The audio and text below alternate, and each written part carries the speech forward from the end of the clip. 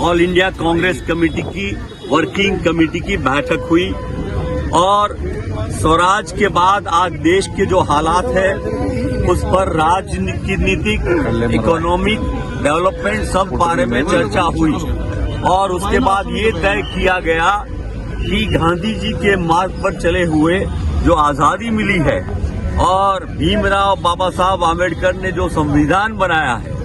उस संविधान के तहत ये देश चल के देश को आबाद करने का काम होना चाहिए और इस बात को हमें गली गली नुक्कड़ नुक्कड़ पूरे देश में पहुंचानी चाहिए। इसलिए कांग्रेस पार्टी ने हर राज्यों में ये कार्यक्रम दिया है, ये संदेश दिया है कि जय बापू, जय भीम, जय संविधान। और आप भी जानते हैं, मीडिया के लोग भी जानते हैं कि पार्लियामेंट कैसे चल रही है, पार्लियामेंट में क्या हालात है, डेमोक्रेसी पर क्या खतरा है, महंगाई से लेके बहुत सारे मसले हैं, पर उसका समाधान अगर हो सकता है तो वही बात जय बापू, जय भीम और जय संविधान से हो सकता है। आज कांग्रेस के कार्यकर्ता सड़कों में उतर के मार्च की शक्ल में जय भीम, जय कॉन्स्टिट्यूशन और जय बापू के नाम पे समर्पित करते हुए ये मार्च, उन चीज़ों को महात्मा गांधी जी के बताए हुए रास्ते पर चलना और कॉन्स्टिट्यूशन में कोई छेड़छाड़ कांग्रेस के कार्यकर्ता बर्दाश्त नहीं करेंगे और वहीं पे डॉक्टर अम्बेडकर साहब के प्रति जो अपशब्दों का इस्तेमाल किया जाता है उसका विरोध करने के लिए भी डॉक्टर अम्बेडकर साहब वो मेन आर्किटेक्ट रहे कॉन्स्टिट्यूशन बनाने में और आज अगर हिंदुस्तान ऊंचाइयों को छू रहा है तो उसके पीछे वो संविधान जो है जिसको डॉक्टर अम्बेडकर साहब ने बना के रखा, रूपरेखा तैयार की, उनके उसी के कदम के माध्यम से हम हिंदुस्तान को मजबूत कर सकते हैं और महात्मा गांधी जी को याद करते हुए जो रास्ता उन्होंने दिखाया उस रास्ते पर चलते हुए मिलजुल के हम कारवां को बढ़ाए, भाईचारे की ताकतों को मजबूत करें और देश को मजबूत करने के लिए काम करें। कॉन्स्टिट्यूशन के खिलाफ है। हालांकि देश में 2024 के जनरल इलेक्शन में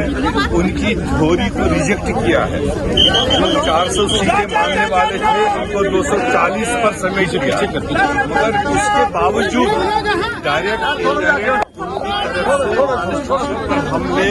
लगातार जारी है और कॉन्स्टिट्यूशन निर्माता भीमराव अंबेडकर जी के बारे में जो भारतीय जनता पार्टी को एक घृणा है, धीरे धीरे एक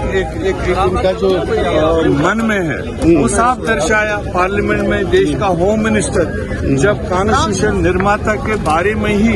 इस तरह से इंसल्टिंग वे में बात कर रहा है तो मैं नहीं समझता हूं कि उस देश के होम मिनिस्टर को उस कुर्सी पर बैठने का कोई अधिकार बचता है। पार्लियामेंट में खड़े होकर बातें करते हैं और अम्बेडकर जी के खिलाफ बोला, वो गांधी जी को भी स्पेयर नहीं कर रहे, उन्होंने कॉन्स्टिट्यूशन को स्पेयर नहीं किया। तो हमने पूरे मुल्क में इस प्रोटेस्ट का एहतमाम किया है जो आप देख रहे हैं इस वक्त जम्मू में, और जब तक वो माफी नहीं मांगेंगे, जब तक उनको सैक नहीं किया जाएगा, ये आंदोलन जो है ये जारी रहेगा। क्या कहना चाहते हैं? क्या they should argue with you people? नहीं, वो माफी मांगे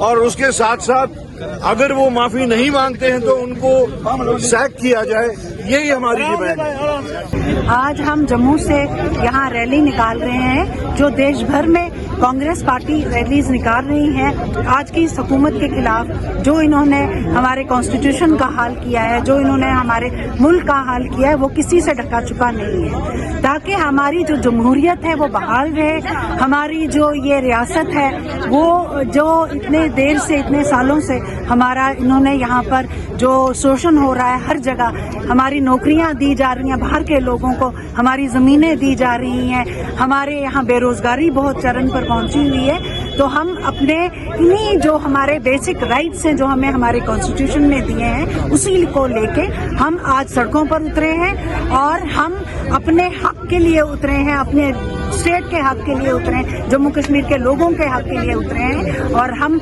इस हुकूमत को नींद से जगाना चाहते हैं कि आप कितनी देर इन अवाम के जो उनके जायज हकूक हैं उनको आप मारते रहोगे, हमारे नौजवानों को बेरोजगार रखोगे, हमारी जो महिलाएं हैं उनके हक नहीं दोगे। तो इस वजह से हम आज सड़कों पर निकले हैं और अपना जायज हक जो है वो मांगने के लिए निकले।